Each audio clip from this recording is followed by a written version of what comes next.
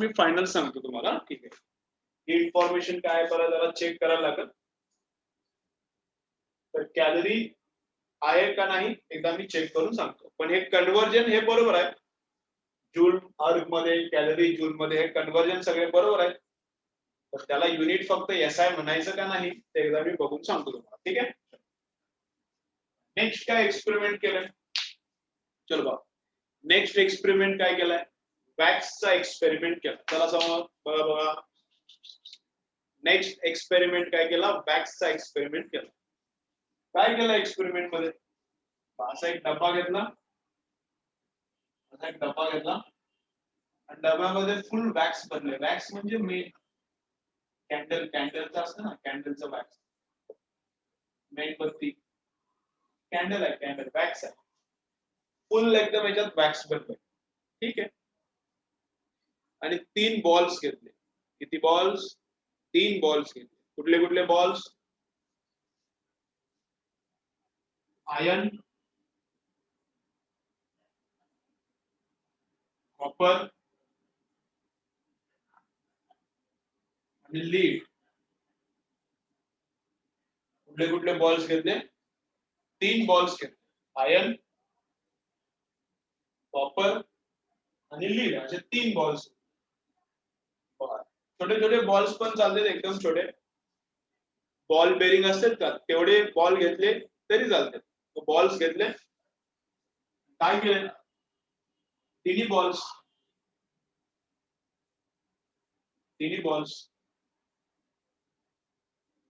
Balls boiling water मध्ये टाकले आणि बॉइल केले. ठीक आहे, आयर्नचा, कॉपरचा आणि लीडचा तिन्हीचे छोटे छोटे बॉल्स घेतले आणि वॉटर मध्ये टाकले आणि बॉइल केलं. खालून त्याला बॉइल केलं. बॉइल केलं म्हणजे वॉटरचं टेम्परेचर 100 आहे. बॉइल केलं म्हणजे वॉटरचं टेम्परेचर 100 आहे. बॉइलिंग व्हॅल्यू म्हणजे 100 असते, जास्त नसते, कारण 100 ला मग वेपरायझेशन स्टार्ट होते. So boiling is going on, therefore each ball has how much temperature, 100 degrees Celsius. प्रत्येकाचं टेम्परेचर 100 आहे. पहिला बॉल मेणावर इथे टाकला, दुसरा बॉल मेणावर इथे टाकला, तिसरा बॉल वॅक्सवर इथे टाकला. तिन्ही बॉल टाकले, एक एकानंतर एक टाकले तरी चालते, एकाच वेळी काय टाकायची गरज नाही.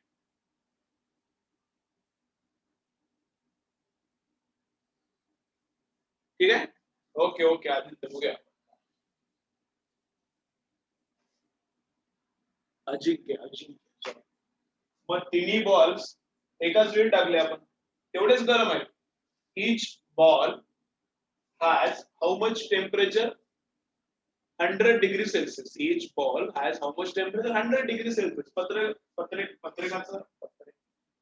प्रत्येकाचं टेम्परेचर किती आहे, 100 डिग्री सेल्सिअस.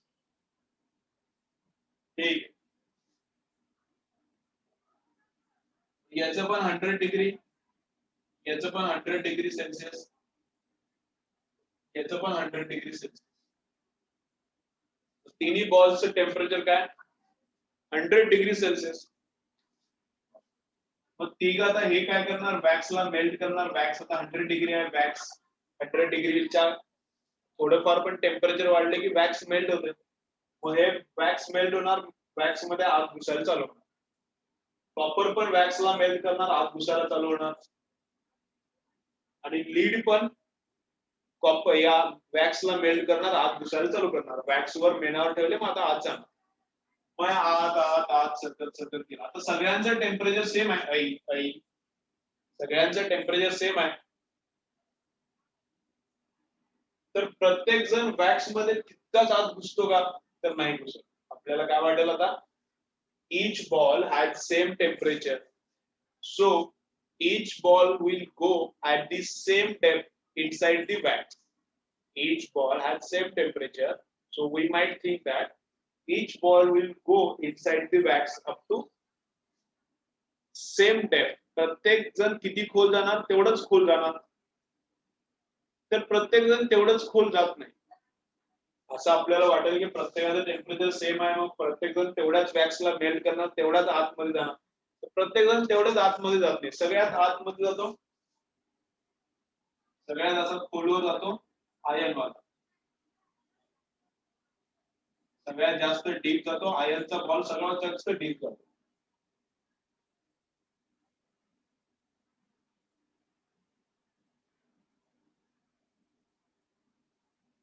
त्याच्यानंतर वरच्या थोडा वर राहतो कॉपर, जितका आतमध्ये आयर्न घुसतो त्याच्यापेक्षा थोडाच कमी कॉपर घुसतो, आणि सर्वात कमी लीड घुसतो. लीड आतमध्ये किती जाणार, तिचे वॅक्स आहे, त्या वॅक्स मध्ये लीड आतमध्ये किती घुसणार, तर एकदम कमी घुसणार. ठीक आहे, हा जास्त घुसतो, हा कमी घुसणार, हा एकदम थोडासाच घुसणार.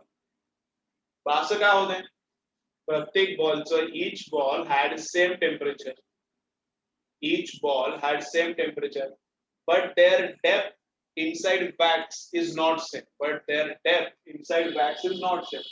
प्रत्येक जण वॅक्स मध्ये किती घुसणार हे काय सेम नाही, प्रत्येक जण वॅक्स मध्ये किती घुसणार हे काय सेम नाही.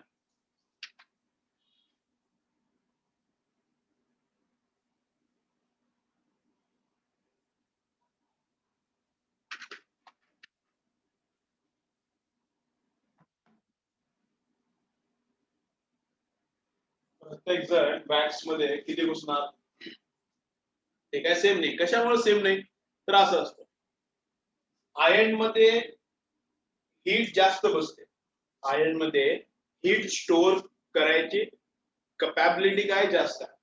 प्रत्येकाचं टेम्परेचर सेम आहे, पण याच्यात जास्त हीट बसली, याच्यात थोडी कमी हीट बसली, आणि याच्यात खूप कमी हीट साठवून बसली.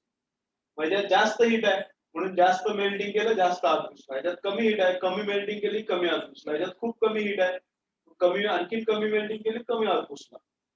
पण टेम्परेचरवर डिपेंड करत नाही आतमध्ये किती हीट बसली, एका बॉडीच्या आतमध्ये किती हीट बसली ते फक्त टेम्परेचरवर डिपेंड करत नाही, ते आणखीन एकावर डिपेंड करते, स्पेसिफिक हीटवर. आणखीन एका गोष्टीवर ते डिपेंड करते, स्पेसिफिक हीटवर. मग स्पेसिफिक हीट याची जास्त आहे, स्पेसिफिक हीट जास्त म्हणजे जास्त एनर्जी साठवून ठेवणार तेवढ्याच टेम्परेचरसाठी. याच्यापेक्षा याची स्पेसिफिक हीट कमी आहे म्हणून याच्यापेक्षा याच्यात थोडी कमी एनर्जी, याच्यापेक्षा याची स्पेसिफिक हीट आणखीन कमी, मग आणखीन कमी एनर्जी स्टोअर करणार. So energy stored depends upon mass, energy stored depends upon mass, temperature and specific heat. या बॉल मध्ये किती एनर्जी साठवून बसली that depends upon its mass, temperature and specific heat. मग एनर्जी स्टोअर्ड चा फॉर्म्युला काय,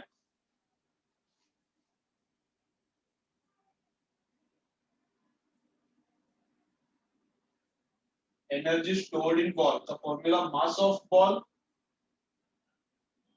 ball specific heat of ball into किती temperature मधून त्याचं टेम्परेचर वाढवतं into temperature difference. Mass of ball into specific heat of ball into temperature change, किती मधून त्याचं टेम्परेचर चेंज केलं. ठीक आहे,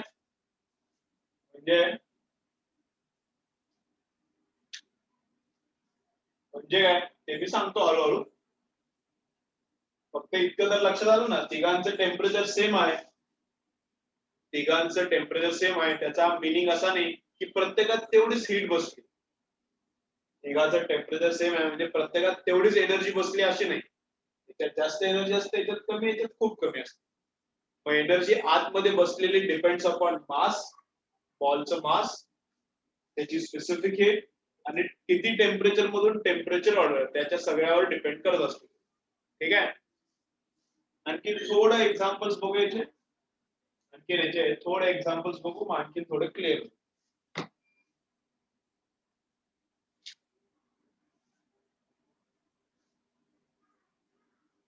लिहिले ना दादा, मास आलं, मास आले ना, मास पण अफेक्ट करणार ना.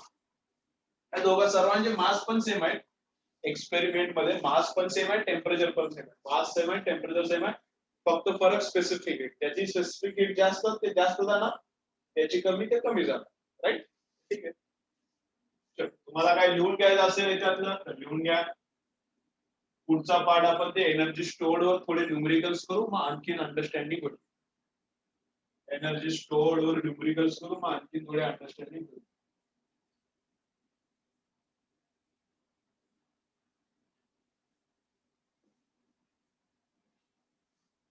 काय पाहिजे असेल हे कन्वर्जन बघा, हे कन्वर्जन काय लिहायचं असेल तर लिहून. डायग्राम काय गरज नाही.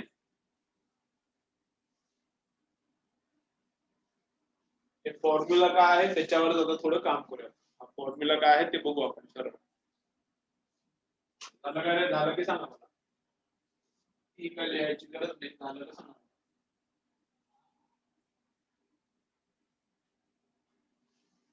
हे पण लिहून ठेवा, एनर्जी स्टोर्ड हा पण फॉर्म्युला लिहून ठेवा. त्याच्यावर थोडे न्यूमरिकल्स घेतो मग क्लिअर. हा पण लिहा, हे पण लिहा. तर लिहून झाले की मला सांगा.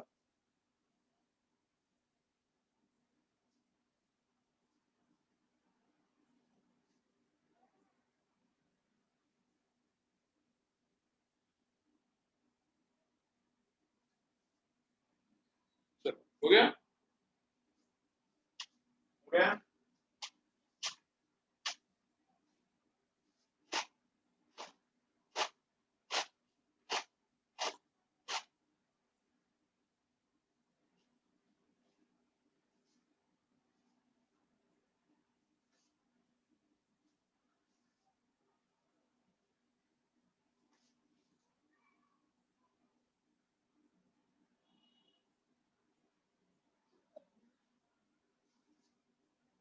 ठीक आहे. फॉर्म्युला आता बघूया आपण.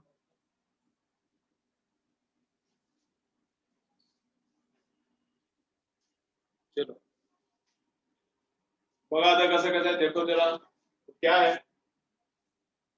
एक इथं बॉल आहे, एक बॉल आहे, त्याचा मास आहे 4 किलोग्राम.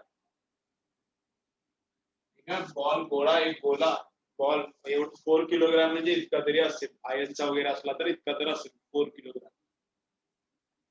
ठीक आहे, 4 किलोग्रामचा एक बॉल आहे. ठीक आहे, त्याचं आत्ताचं टेम्परेचर किती आहे. आत्ताचं टेम्परेचर आहे त्याचं 30 डिग्री आहे. आत्ताचं टेम्परेचर किती आहे त्याचं 30 डिग्री आहे. ठीक आहे, त्याची स्पेसिफिक हीट काय. स्पेसिफिक हीटला त्याची स्पेसिफिक हीट किती आहे मग अंदाजे काहीतरी आपण अप्रॉक्सिमेट पकडूया. ती आहे 4 जूल्स पर केजी पर डिग्री सेल्सिअस. त्या मिनिंग पण मी सांगतो. तर त्याची स्पेसिफिक हीट किती आहे 40 करूया. स्पेसिफिक हीट किती आहे त्याची 40 जूल्स पर केजी पर डिग्री सेल्सिअस. म्हणजे काय, 1 किलो मटेरियलचं टेम्परेचर 1 डिग्रीनं वाढवायला 40 जूल्स लागतात. तर ते काय स्पेसिफिक हीटचा मिनिंग काय. स्पेसिफिक हीटचा मिनिंग काय, to increase temperature of this object, to increase temperature of 1 kg object, to increase temperature of 1 kg object through 1 degree Celsius, energy required is 40 joules. म्हणजे 40 जूल्स दिले तर 1 किलोचं टेम्परेचर 1 डिग्रीनं वाढणार. 40 joules दिले तर 1 किलोचं टेम्परेचर 1 जूलनं वाढणार. That is called specific heat. Temperature हे आय म्हणजे इनिशियल आहे. फायनल टेम्परेचर किती करायचं त्याचं 100 डिग्री करायचं. त्याला गरम करायचं आणि याला गॅसवर ठेवायचं, गरम करायचं. फायनल टेम्परेचर किती 100. मला काय पाहिजे, मला काय कॅल्क्युलेट करायचं. Find out energy required. याला 4 किलोच्या ऑब्जेक्टला 30 डिग्री पासून 100 डिग्री पर्यंत घेऊन जाण्यासाठी किती एनर्जी लागणार ते आपल्याला फाइंड आउट करायचं. किती एनर्जी लागणार त्याचा काय फॉर्म्युला. एनर्जी रिक्वायर्ड, त्याला गरम करायला काहीतरी एनर्जी लागणार आपल्याला. तेवढी एनर्जी त्याच्यात साठून पण बसणार. त्याला गरम करायला जितकी एनर्जी लागणार तितकी त्याच्यात साठून पण बसणार. एनर्जी रिक्वायर्ड म्हणजे तेच फॉर्म्युला एनर्जी स्टोअरचा, एम सी डेल्टा टी.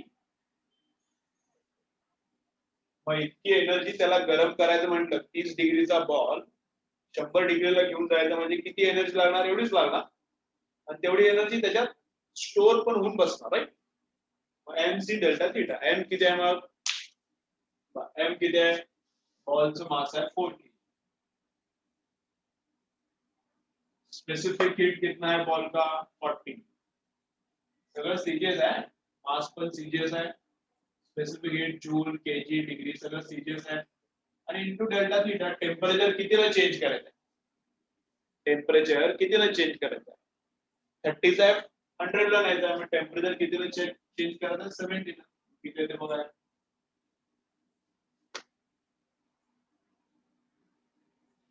4 4 जा 16 16 into 7 किती आहे सांगा मला येत नाही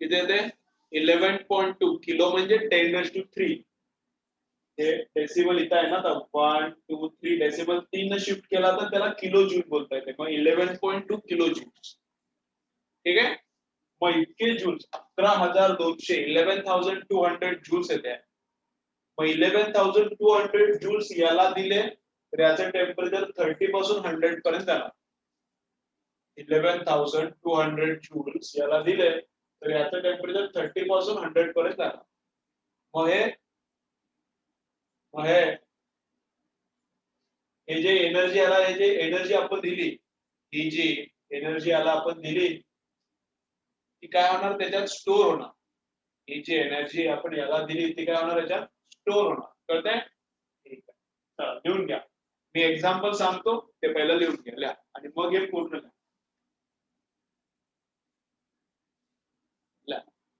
ए रोहित शेमड्या काय करायला रे बिनकामाचे फोटो बिटो लावायला चल तिकडे बाहेर चेंज करून परत ये बाहेर चल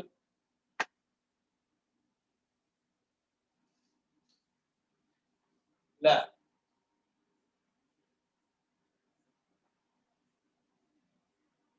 करतो कावळी ताई पेपर चेक करतो काल पाठवला तर कसं चेक होईल लगेच थोडा वेळ लागेल ना ला mass of ball is 4 kg चलो लिखो mass of ball is 4 kg its temperature is 30 degree चलो लिखो mass of ball is 4 kg its temperature is 30 degree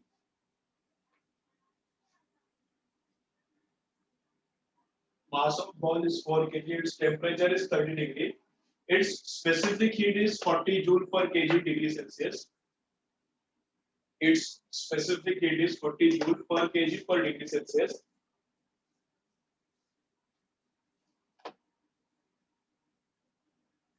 its specific heat is 40 joules per kilogram per degree celsius find out energy required to raise its temperature up to 100 degree find out energy required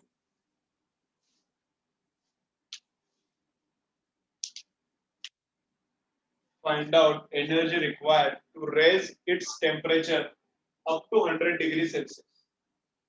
Find out energy required to raise its temperature up to 100 degrees Celsius. चला मैं लिहून घ्या energy required लिहा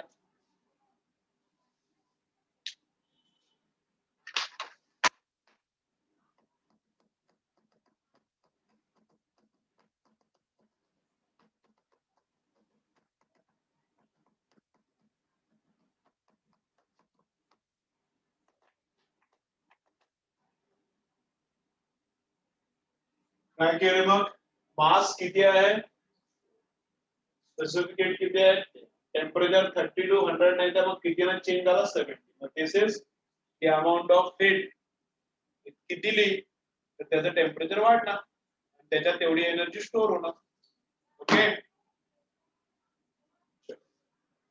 आज साठी इतकं बस झालं